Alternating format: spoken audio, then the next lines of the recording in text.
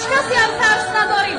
استاد مبشر میگفت مرگ در راه حق پیروزی است، مرگ در راه حق رسیدن به الله تعالی است و ما میخواهیم، از کسی هم ترس نداریم.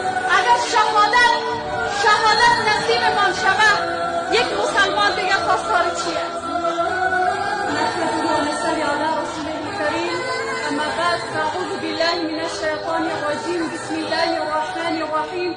قال الله تبارک و تعالی: لا تقولوا لمن يقتل في سبيل الله اموات. ما فقط یک چند نکته را اشاره میکنم چون وقت هم کم است.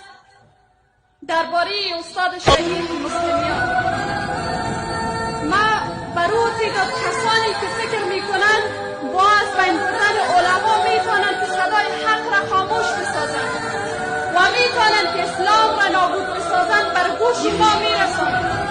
باید داشته باشید اسلام باید مسلمیان خلاص شدنی نیست. اسلام باید استاد ایاز نیازی ختم شدنی نیست.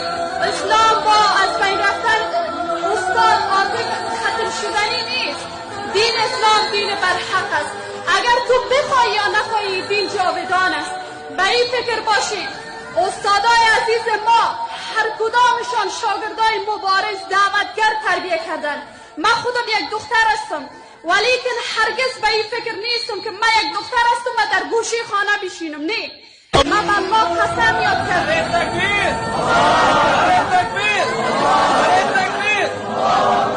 به الله قسم یاد کردیم نسل مجاهد، نسل دعوتگر، نسل مبارزی را در این راه تربیه خواهیم کرد و از هیچ کسی هم حراس نداریم، از هیچ کسی هم ترس نداریم. استاد مبشر میگفت